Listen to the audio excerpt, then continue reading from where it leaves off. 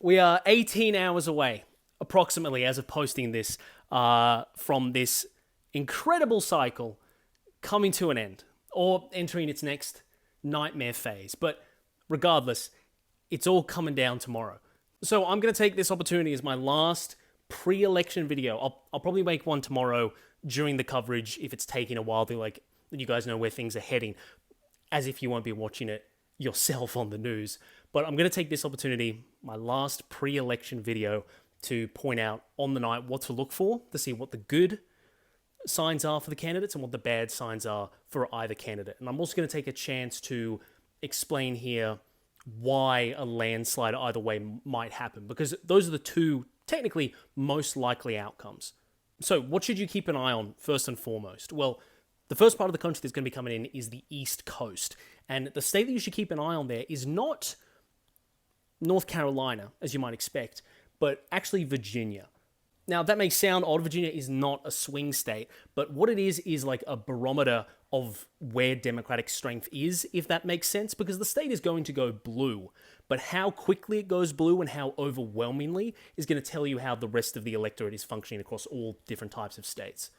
In 2016, one of the biggest dire signs for Clinton was that it took hours to call Virginia because it was a lot closer than people expected. She did win it in the end, but that was like the first big warning sign that things were not going to go the Democrats' way. Whereas in 2020, it was called within an hour. And that was a very clear sign that the Democrats were doing a lot better than they were in 2016. So this time around, if you want early results to see any sign of which way this thing is swinging, look at Virginia. If it's called quickly, that is a very good sign for Harris. If it is dragging behind and taking a long time, that is going to be a great sign for the Trump campaign. The reason I don't think you should follow North Carolina is that it has a history of taking a while to get its final results out, and I believe it was one of the 5 last states to be called in 2020. It's going to take a while to get results out of that state, and reading too much into it too early, probably not a great idea. So that's that for the East Coast at the start of the night. When we get to the Midwest and we start looking at the 3 crucial battleground states, Wisconsin, Michigan, Pennsylvania, the ones that could really get Harris over the line and get it to 270, the state that you need to look at specifically is Michigan, not so much the other 2 early on in the night. Michigan specifically because they've kind of made it a mission of this election to count their votes as quickly as possible. There's not going to be a dragging on effect, and it's Harris's best swing state. It's the one where she's polling the highest. So if Harris is doing well, exceeding expectations or meeting them, you're going to see it in Michigan first, because Pennsylvania and Wisconsin are going to drag a bit behind, will take a lot longer to count their votes, but Michigan will give us a clear sign early on which way the Midwest is going.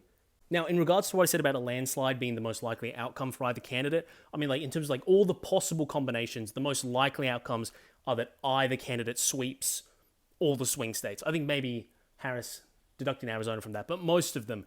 And that's because with an election this close, like I've said before, that 3.5% margin of error, that can mean everything. CNN did a little interesting mini piece, as it were, as to why, with the advantage of hindsight, this election is going to be a lot more clearer looking back on it than what we're currently living through now. This environment where pollsters are so neck and neck in their predictions is evidence of maybe a little bit of herding, people being afraid to publish really out there results. But when we look back on this with the advantage of hindsight and we see who has won, we're going to think, oh, of course, it was obvious the entire time.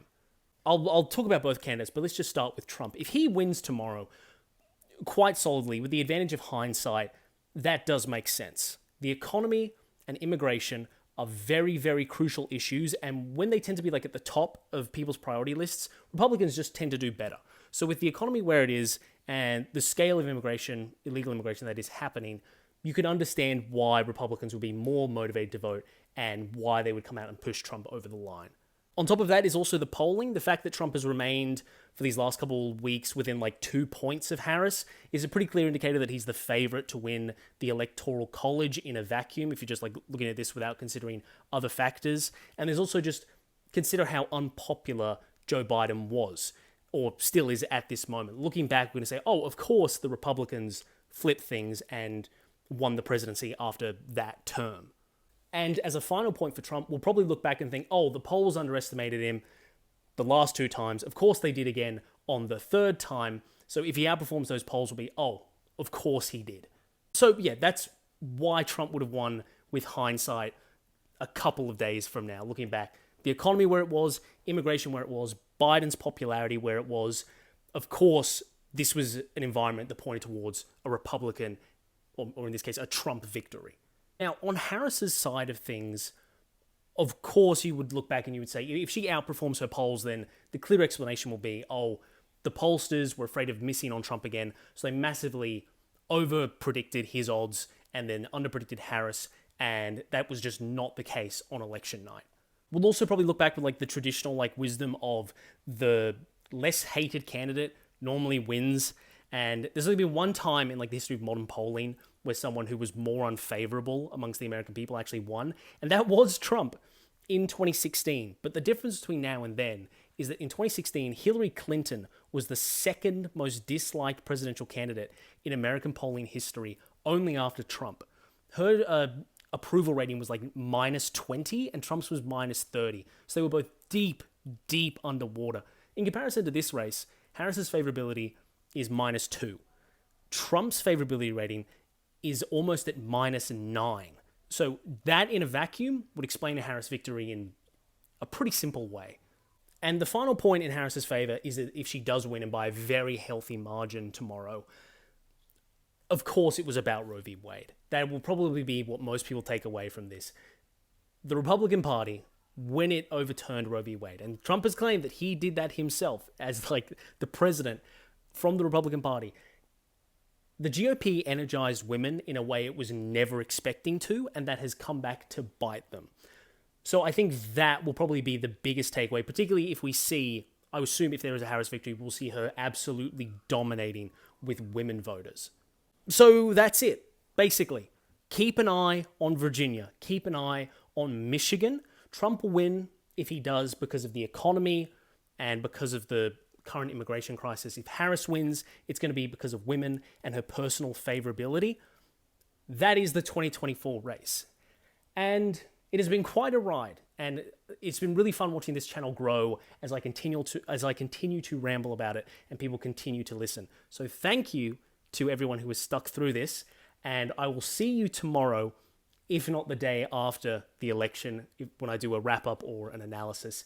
It's been a hell of a ride, and with my final message before this race ends, please go vote.